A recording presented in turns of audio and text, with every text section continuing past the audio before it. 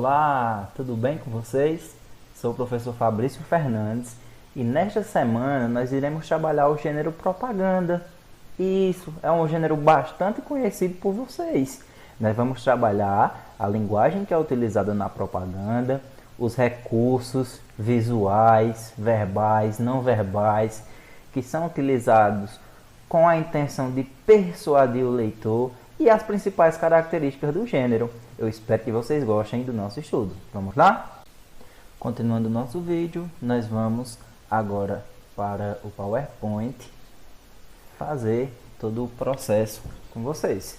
Nós temos aí o gênero que será tratado, propaganda, as habilidades, que são a habilidade 8 e a habilidade 2 do 7º ano, que trata mais de como identificar a linguagem que é utilizada, como identificar o gênero, como identificar as partes de uma propaganda. Então é muito importante a gente se ater aos detalhes e saber fazer uma diferenciação entre a propaganda e os demais gêneros. Passando aqui, eu já começo mostrando como a propaganda ela se utiliza tanto dos recursos verbais quanto dos recursos visuais. Nós podemos perceber aí que nós temos o quê? Tanto a linguagem escrita, que é o que nós chamamos de linguagem verbal, quanto a linguagem não verbal, que é aquela linguagem visual. E essa propaganda ela já começa chamando a atenção do leitor. Ela não vai perguntar se você quer uma pizza, mas sim qual o sabor que você vai querer hoje. Então, ele já induz você a ter a certeza de que vai comprar a pizza e depois só escolher o sabor e não chamar você para comprar a pizza. Então, isso é uma estratégia que o produtor utiliza para fazer com que as pessoas já pensem em comê-la. Ok? Conceito de gênero textual. Para trabalhar o gênero textual propaganda, nós primeiro temos que saber o que é o gênero textual. Gênero textual é a forma como a língua é empregada no texto em suas diversas situações de comunicação. De acordo com seu uso, temos gêneros textuais diferentes. Então, propaganda é um gênero textual. Por quê? Porque é utilizada para uma coisa distinta das demais. Uma bula de remédio não pode ser considerado uma propaganda. Uma carta não pode ser considerada uma propaganda. Por quê? Porque tem modos de escrita, estrutura e finalidades diferentes. Tudo ok? Continuando. Características da propaganda. A propaganda é a divulgação de uma mensagem buscando persuadir opiniões ou primar por informações, a fim de convencer o leitor a obter apoio para uma ideia veiculada. E tem por objetivo conquistar as pessoas com informações através da escrita, visual. A escrita e visual, para isto, usa como suporte imagens, textos e etc. É como nós já vimos no texto anterior. Nós vamos ter a utilização de vários recursos para prender a atenção do leitor. Vale destacar aqui também que a propaganda ela não visa apenas as vendas. Nós temos a propaganda que visa conscientizar, certo? Então vai ter uma série de propagandas. Mas nesse primeiro momento nós vamos pautar as propagandas de venda, que ela vai ter uma linguagem mais persuasiva. A propaganda é um gênero discursivo que se preocupa com o efeito junto ao receptor e utiliza uma linguagem direta, clara e persuasiva.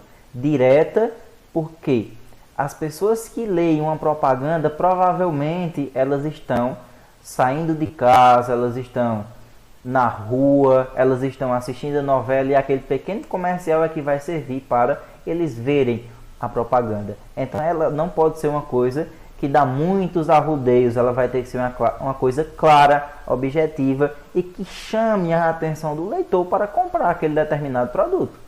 Persuasivo é isso, é eu tentar convencer a pessoa de que ela deve comprar aquele determinado produto. É quase sempre constituída por imagens e texto e utiliza a linguagem verbal e visual. Ou seja, é uma mistura desses diversos tipos de linguagem. Possui como característica marcante a linguagem argumentativa, ou seja, eu vou argumentar para tentar convencer o meu leitor de que a minha ideia ela é uma ideia legal e expositiva. Por quê? Porque eu vou expor um produto, podendo também haver pequenas descrições. Aumento da expressividade usando cores, sons e impressões. Se vocês prestarem atenção em qualquer propaganda que vocês pegarem, ela vai ser muito rica em cores, muito rica em palavras. Muitas vezes a propaganda ela se utiliza do humor para prender a atenção do seu leitor, certo? Então nós devemos prestar atenção em todas essas características da propaganda. O texto é claro e objetivo e as mensagens costumam despertar sentimentos, emoções e sensações. Características dos textos na propaganda. Nós temos aí, a propaganda ela é informativa, porque ela informa as pessoas sobre um determinado produto, sobre uma determinada coisa. Ela é argumentativa, por quê? Porque ela tenta convencer o leitor de que aquela opinião está certa. Ela é expositiva, porque expõe um produto, expõe uma ideia. Ela é persuasiva porque visa convencer, visa persuadir o leitor a comprar um determinado produto ou uma determinada ideia. Tudo tranquilo, não é? Muito fácil. Só o Homer que está pensativo. A criatividade na propaganda. Aí a gente já começa a ver, a analisar uma série de elementos que contribuem para que a propaganda ela tenha sentido, ela seja clara, ela seja objetiva e muito mais que isso, ela chame a atenção do leitor. Nós temos aí uma propaganda de uma funerária com um homem, né? Já da terceira idade, uma pessoa idosa. E o que nós temos escrito na propaganda? Nossos clientes nunca voltaram para reclamar. Como é que eles voltam, né? Se eles já estão mortos. Então não tem como voltar, né? Mas para que é que ele utilize isso aí? Ele vai utilizar esse nossos clientes nunca voltaram para reclamar para chamar a atenção de que a funerária, provavelmente ela é uma funerária muito boa. Por quê? Porque além dos clientes que estão enterrados, eles também têm família. E se a família não voltou para reclamar de algum determinado serviço ou produto, é porque realmente o produto é muito bom. E se vocês prestarem atenção no conjunto da obra, nós ainda vamos ter mais coisas. Nós vamos ter a tonalidade azul, que dá a ideia do céu, o amarelo das letras para contrastar com a azul. Nós vamos ter a logo da empresa, a logomarca, nós vamos ter o telefone para que uma pessoa ligue se ela estiver interessada, certo? Então aí é uma série de elementos que faz com que a propaganda ela fique feita, ela seja acabada, ela seja produzida. A propaganda deve ser criativa, pois deve prender a atenção do leitor de forma rápida. O advérbio nunca auxilia na construção do humor no texto, ajudando também a divulgar o produto exposto, como eu já falei para vocês, não é verdade? E aí nós temos um pequeno exercício que vai pautar justamente sobre o que as propagandas são, por que a criatividade na propaganda ela vai ser tão importante, certo? E nós já temos aí, na primeira questão, uma propaganda de um carro, e esse carro ele está tendo como base um rinoceronte. E por que esse rinoceronte está embaixo do carro e o pedaço do carro lá em cima? Para mostrar o quê? Para mostrar que esse carro ele tem muita força. E um carro com muita força é um carro que tem um motor bom. E se um carro tem um motor bom, ele é um carro excelente. Tranquilo? Aí nós vamos ter uma questãozinha que diz assim: observa a propaganda abaixo. Qual o produto que está sendo anunciado? Então a gente percebe. A gente tem que fazer uma diferenciação. Qual é o produto? Vai ser um carro ou vai ser um rinoceronte que está sendo vendido? Provavelmente vai ser o carro.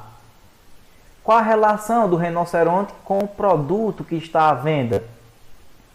Nós conseguimos perceber que o rinoceronte ele está sendo utilizado aí para demonstrar a força que possivelmente esse carro tem, não é? Que o motor do carro ele é um motor potente, um motor forte, que aguenta várias situações, muito peso, não é verdade? Então, vocês vão ter que pautar isso. A segunda questão é a questão de assinalar, de marcar X, que diz: esse texto apresenta uma linguagem, letra A, verbal, letra B, não verbal, letra C, mista, letra D, não apresenta linguagem.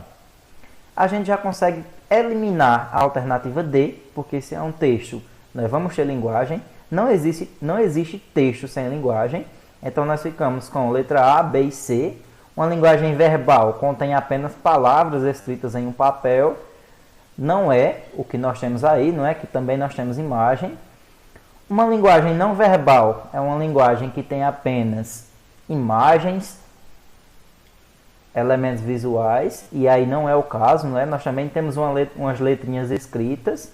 E a linguagem mista é a linguagem que mistura os dois. O texto escrito mais a imagem. Então nós já temos a resposta correta, não é verdade? Continuando. Nós vamos ter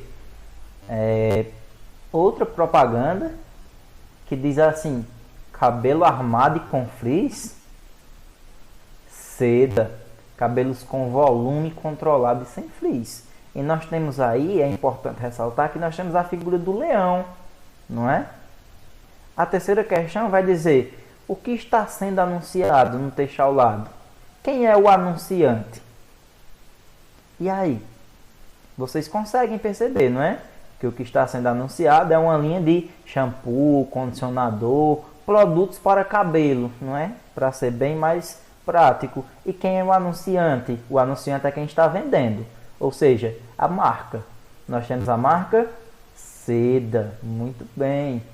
A quarta questão, ela vai dizer: quais os elementos que foram utilizados no texto para convencer o leitor a efetuar a compra? Aí nós vamos ter o quê? Nós vamos ter a figura dos leões, não é? Um leão com o cabelo todo armado, o cabelo todo feio, e depois nós vamos ter o leão com o cabelo bem arrumado. Ou seja, ele vai tentar prender a nossa atenção a partir disso aí, certo? E o leão, ele é muito importante para isso aí. A próxima questão, ela vai tratar sobre isso. Mas o leão, ele é conhecido pela sua grande juba, certo?